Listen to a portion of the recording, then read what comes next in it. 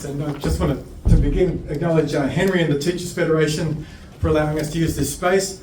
I'm actually a Teachers Federation baby. Both my parents are lifelong members of the Federation, still are in retirement. And one of my early memories actually was my father getting on the plane in Tamworth to come down to the Teachers Federation Council meetings, which are now held in this auditorium. So it's a bit of a homecoming for me. Before we kick off, I just wanted to share some good news that I bring to this meeting. So, as some of you may be aware, the Australian Catholic bishops every year issue a statement on social justice. They've done it for nearly a century now. And the statement that's about to come out 2 weeks from now is actually all about peace and also about disinformation and misinformation. And even though it's embargoed, I don't think anyone will mind if I quote just a couple of sentences from it, which I think are very of interest to this gathering. So, it's not the correct one. No, what's this one first? Okay, so quoting Pope John XXIII in the 1960s, in Parchment Terrace, Pope John argued that the arms race of his day needed to stop and that nuclear weapons should be banned. The claim that peace can be maintained by opposing sides balancing the number and types of weapons they stored was profoundly mistaken. The only way to build genuine and lasting peace was and is to build trust between nations. They also say, the arms industry has a life of its own and a privileged place in the global economy. It is also an undoubted factor in fomenting conflict around the world, since it depends upon conflict for its business. This call to shun war is the larger context of the repeated appeals to loosen the hold of the arms trade. So that's my boss's latest word on the subject, so watch out for that full statement in about a fortnight's time. But you haven't come to hear me, so we have four very distinguished speakers. I'll first pass them. Oh, sorry, just to clarify, with the questions, we'll have the questions and answers after all speakers are presented. And I know this is a topic we all have strong feelings about. If you want to make a comment or a statement, please try to keep it to 2 minutes. But otherwise, if it's a question, you can direct it to one of the speakers. So our first speaker is Dr. Sue Wareham. Sue has spoken and written widely on peace and disarmament issues and is president of the Medical Association for Prevention of War Australia and Secretary of Australians for War Powers Reform. She's also a past board member of ICAN, the International Campaign to Abolish Nuclear Weapons in Australia. And she's a former Canberra GP, and I've just learned today she also has the distinction of having been a board member of 2 organisations that have won the Nobel Peace Prize. So thank you so much for spending your time with us tonight, Sue.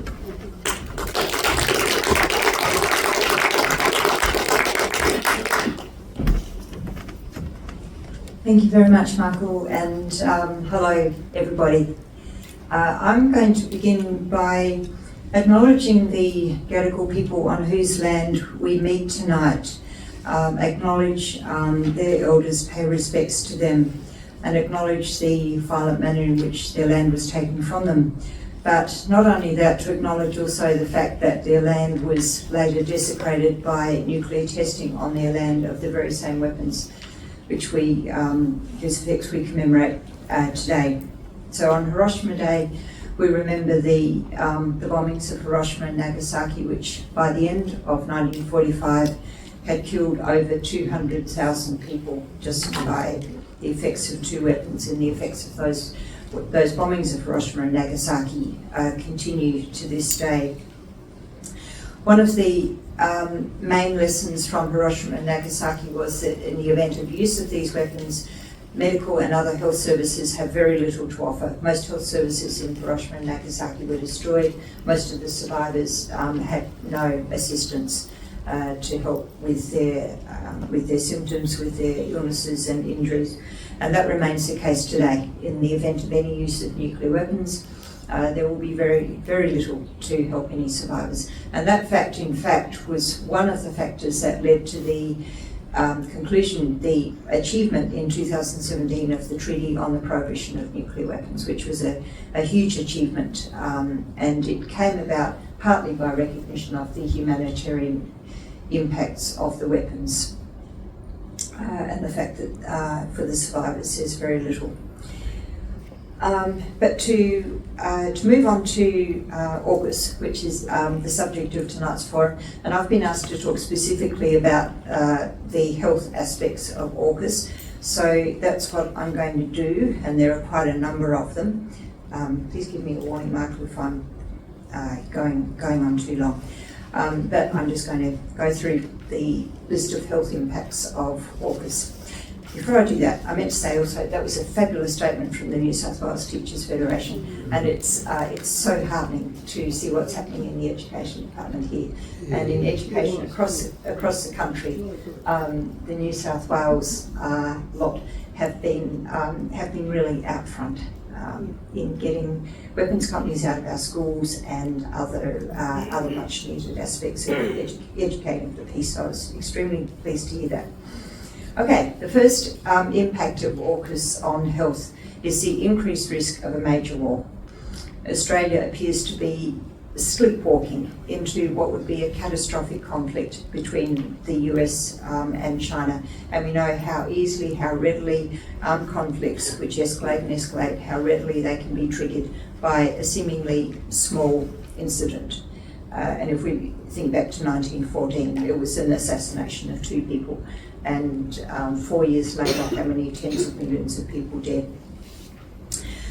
So that's what Australia appears to be sleepwalking into. And many scholars have warned that AUKUS is increasing tensions in the region and taking us one step closer to a major war. I'm not going to go through the health impacts of a major war. You would be familiar with most of them, but they are vast, they are disastrous, they go on for decades, they go on for generations. And the health professions are left to and others, families, are left to deal with the shattered bodies and minds that result from wars. And as we've heard, Australia's role in a war between the US and China will of course increase Australia's risk of an attack, military attack on our soil. We hear a lot about the notion of deterrence, which is merely a theory. There isn't any evidence that it works in deterring wars. We could talk more about deterrence. There isn't evidence that it works. There's evidence that it doesn't work, and yet we still keep on hearing about it because evidence doesn't seem to play any part in AUKUS, whether it's a good or bad thing. And the problem with deterrence is that to be reliable, it needs to work 100% of the time. If it works 90% of the time, which it might do, maybe it does, it probably does work sometimes in deterring, but unless it works 100% of the time, then it's not good enough, particularly when nuclear weapons are involved.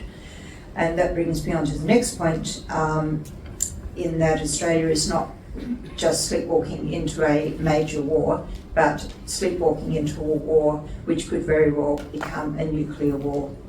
And the health impacts of that, I'm not going to go into those. I had a few points about it. I don't think I'll even mention it. You'll be familiar with many of them. I'm going to just mention one thing which you probably also are familiar with, and that's the risk of nuclear winter. And the way that works is that from burning cities, huge amounts of soot and particulate matter are drawn up into the upper atmosphere, block sunlight. There are crop failures, and predictions that have been done that even in the event of a small nuclear war, the crop failures would be around the globe with global famine. So the main message from this part thus far is that war between US and China must be avoided at all costs. It is an unthinkable concept. Our nation, our government is derelict in even considering it as a possibility, and war between between the US and China just must not occur. At the least, the Australian government could ensure that Australia we're not involved in such a war. We can talk about the fact that we are already implicit up to our necks through Pine Gap and other things, but a declaration that Australia would not support war between US and China would be valuable. Next thing I'm going to mention in relation to the health impacts of AUKUS is something a bit less tangible, something that happens even before wars break out, and that's the creation of fear. And you'd be familiar with that because governments, if they need us to accept the need for intense war preparations, which is what we're seeing, they need us to be afraid. Otherwise, populations wouldn't countenance the hundreds of billions of dollars and the rest. So fear needs to be there, and the more fear, the better. In a world that's crying out for hope for the future, which I think most of us are, the inflation of threats to Australia, to the level of hysterical warmongering in a number of cases, are really reprehensible. It breeds racism and suspicious attitudes towards Chinese Australians, and we'll probably hear more about that, I think. Next thing I'm going to mention is, getting back to the nuclear weapons issue, is nuclear weapons proliferation, which AUKUS is part of. And the reason that AUKUS is aiding the proliferation of nuclear weapons is that the AUKUS submarines that Australia plans to get will be fueled with highly enriched uranium, which is nuclear bomb fuel. Not all nuclear submarines are fueled with HEU, highly enriched uranium. Some, for example, the French and the Chinese are fueled with low enriched uranium, LEU, which is not nuclear bomb fuel, but HEU is nuclear bomb fuel, and it will still be in the waste from the submarines. So the concerns about this have been raised globally almost as soon as these submarines were announced.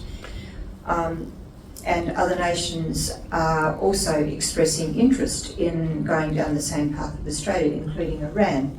Iran has expressed interest in nuclear-powered submarines, which would help justify its production of HEU. Now, if Iran were to say to Australia and other nations, we would like to have nuclear-powered submarines powered by HEU, but don't worry, the HEU won't go into bombs. Programs will be kept separate. Would the Australian government say, yeah, it's reasonable, yeah, we'll trust you? No, it's unthinkable. The Australian government would, and other governments would go berserk with accusations and concerns about Iran. So the point there is that, yet again, it's an example of one rule for us and another rule for other nations whom we don't like, and that's destabilising. Still on the issue of nuclear weapons, our government emphasises that the nuclear submarines that they're planning to build will not be nuclear armed, and we believe that they don't plan to have a nuclear weapons program now, but governments change. And quite conceivably a government in the future could decide that they would like to have a nuclear weapons capacity, they would like to have the material, and the main stumbling block to developing nuclear weapons is getting the fuel for them, which is either plutonium or highly enriched uranium. So Australia would be in a much, if a political decision like that were made, Australia would be in a much better position to actually go through with that. And if you can't imagine any Australian political figure who might come out with such a suggestion, then I'd say you're not paying very much attention. And the point there is that that factor alone makes it all the more important that Australia signs the Nuclear Weapons Ban Treaty, the Treaty on the Prohibition of Nuclear Weapons, which would be the best indication that Australia does not intend to acquire nuclear weapons. All right, the next point, getting away from nuclear weapons, but nuclear reactors in port. So naval reactors, like any nuclear reactors, carry risks to health. There's a risk of accident, either by attack or nuclear accident or whatever. The risk, such a risk with naval reactors is not high, and I don't think we should overinflate the risk, but it is not zero. And the thing about accidents involving nuclear reactors is that the consequences can be quite devastating, with dispersal of radioactive material, elevated rates of cancer and other health problems later on. One thing we do know about radioactive exposure is that there is no safe level. Even a very small amount of radioactive exposure does increase one's risks of health impacts, particularly cancer, by a small margin. So again, let's not overinflate that particular risk, but it's not zero and it needs to be taken very seriously, and communities who could be at risk need to be consulted and not just told, consulted and their concerns listened to, not just a tick box that says consultation done. Okay, I'm drawing towards a close. The next point, just two more points. Next point I'm going to make is about funding priorities. And we're all familiar, all of us know about the staggering projected cost of these, of the submarines, and not just the submarines, everything else. That pillar one is of AUKUS is the submarines, and pillar two is everything else. Huge amounts of sophisticated weaponry that's planned. So we're all familiar with that, and I've heard one prediction from the Australia Institute that, not an official prediction, but a comment that, well, $368 billion, that would probably treble with all the delays and cost blowouts that occur. I think the important point is that no financial limits are set. It's a matter of whatever it takes. Whatever it takes, Australia will spend to go through with this program. Now, if we apply that same thing to education or to health, whatever it takes, what a vastly different country we would have. We would have a country with higher standard of public education for all students in this country. We would have the highest level of healthcare for everybody in this country. We would have housing for everybody if it was whatever it takes to deal with these problems. But we don't have that for other sectors. We only have that with weapon systems. Whatever it takes, we'll pay whatever it takes. My last point is about the back end, which we're also very familiar with, which is the issue of nuclear waste. And I think probably the song we sang earlier on said that best about the nuclear waste. Naval reactors, like all reactors, produce high-level nuclear waste, which needs to be contained so that there's no contact with the environment or human contact or any other contact for tens or hundreds of thousands of years. That's for high-level waste. None of our AUKUS allies, neither the US nor the UK, know what to do with their high-level waste. And they've had nuclear submarines for decades. They don't know what to do with it. Mars wouldn't have a clue. And almost certainly doesn't particularly care about that. But that will be a problem for future generations, like just about everything with AUKUS. So I'll leave it there. Thank you all.